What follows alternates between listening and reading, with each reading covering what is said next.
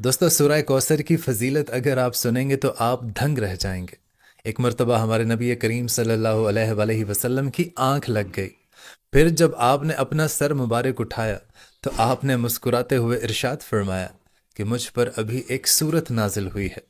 پھر آپ نے سورہ کوثر کی تلاوت شروع سے لے کر آخر تک کی اور فرمایا کہ کیا تم لوگ جانتے ہو کہ کوثر کیا ہے؟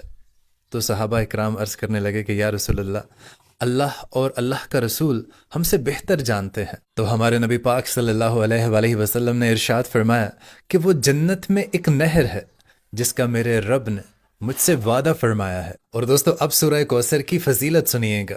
اگر کسی شخص کو کسی دشمن سے ڈر ہو کہ وہ آپ کو نقصان پہنچا سکتا ہے تو اس شخص کو چاہیے کہ روزانہ کثرت کے ساتھ سورہ کوثر کی تلاوت کیا کرے۔ اللہ پاک اس کو دشمن کے ہر شر سے محفوظ رکھے گا۔ اور دوستو جو شخص سورہ کوثر کی ہر روز تلاوت کرتا ہے تو اللہ تعالیٰ اس انسان کے رزق میں اضافہ فرما دیتا ہے اور اس کے مال کو ہر بری نظر سے بچاتا ہے۔ اور دوستو اگر آپ کی شادی نہیں ہو رہی اور آپ چاہتے ہیں کہ میری شادی اس جگہ ہو جو میرے لیے بہتر ثابت ہو، یا جس شخص کو اگر آپ پسند کرتے ہیں آپ اسی کے ساتھ شادی کرنا چاہتے ہیں، تو کثرت کے ساتھ ہر روز سورہ کوثر پڑھنے کا معمول بنا لیجیے۔ انشاءاللہ تعالیٰ اللہ کے فضل و کرم سے آپ کی شادی اپنے من پسند شخص کے ساتھ ہوگی یا وہاں پر ہوگی جو آپ کے لیے بہتر ثابت ہوگی۔ اور دوستو اگر آپ کے جسم کے کسی بھی حصے میں درد رہتا ہے تو آپ کو چاہیے کہ آپ زیتون کا تیل لیں اور 21 بار سورہ کوثر پڑھیں۔ اول اور آخر 11 مرتبہ آپ نے درود شریف پڑھنا ہے اور اس تیل پر آپ دم کر لیں، اور اس تیل سے پھر جہاں پر آپ کو درد ہے اس حصے پر آپ مالش کریں۔ انشاءاللہ تعالیٰ اللہ پاک کے فضل و کرم سے آپ کو راحت ملے گی۔ اور دوستو اگر میاں بیوی آپس میں بہت زیادہ لڑتے جھگڑتے رہتے ہوں، آپس میں محبت نہ ہو، تو اس جوڑے کو چاہیے کہ کسی بھی میٹھی چیز کو پکا کر اس پر 21 مرتبہ سورہ کوثر پڑھ کر دم کریں اور ایک دوسرے کو کھلائیں۔ انشاءاللہ تعالیٰ اللہ کے فضل و کرم سے جوڑے میں محبت پیدا ہوگی۔ اور دوستو اگر آپ کو لگتا ہو کہ آپ کے رزق میں کمی ہے تو آپ کو چاہیے کہ رات کو اٹھ کر تہجد کی نماز ادا کرے اور نماز ادا کرنے کے بعد 41 بار سورہ کوثر کی تلاوت کرے اور اللہ تعالیٰ کے حضور دعا کرے، اور یہ عمل وہ 40 دن اگر لگاتار کر لے تو انشاءاللہ تعالیٰ اللہ کے فضل و کرم سے اس کے رزق میں بڑھوتری ہوگی اور اس کے رزق میں برکت بھی ہوگی۔ اور دوستو اگر آپ نے کسی کا قرض دینا ہو اور آپ قرض کی وجہ سے بہت پریشان رہتے ہوں تو آپ کو چاہیے کہ ہر روز 40 مرتبہ سورہ کوثر کی تلاوت کیا کریں اور اول اور آخر 11 مرتبہ درود شریف پڑھا کریں۔ انشاءاللہ تعالیٰ اللہ پاک ایسے اسباب پیدا فرما دیں گے کہ آپ کا قرض ادا ہو جائے گا۔ اور دوستو یہ وظیفہ بہت ہی خاص ہے۔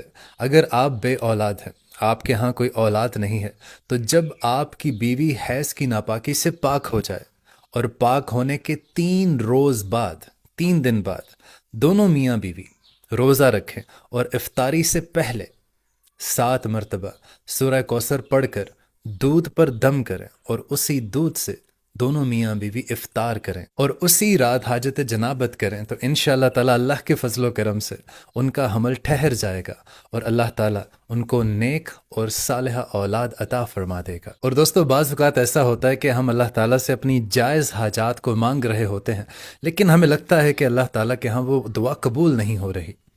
اگر آپ کی کوئی جائز حاجت ہے، آپ کی کوئی مراد ہے جو پوری نہیں ہو رہی، تو آپ کو چاہیے کہ مغرب کی نماز کے بعد 7 مرتبہ آپ نے سورہ کوثر کی تلاوت کرنی ہے اور اول اور آخر 4 مرتبہ آپ نے درود ابراہیمی کی تلاوت کرنی ہے اور اللہ کے حضور دعا کریں اور ہر روز کریں۔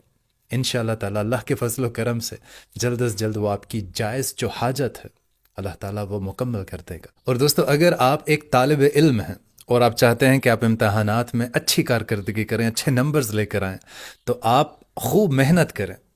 خوب محنت کرنے کے بعد جب آپ امتحان کے لیے جائیں تو اول اور آخر آپ نے 4 مرتبہ درود ابراہیمی پڑھنا ہے اور 7 مرتبہ آپ نے سورہ کوثر کی تلاوت کرنی ہے، اور پھر آپ اپنا پرچہ جو ایگزام ہے اس کو حل کریں۔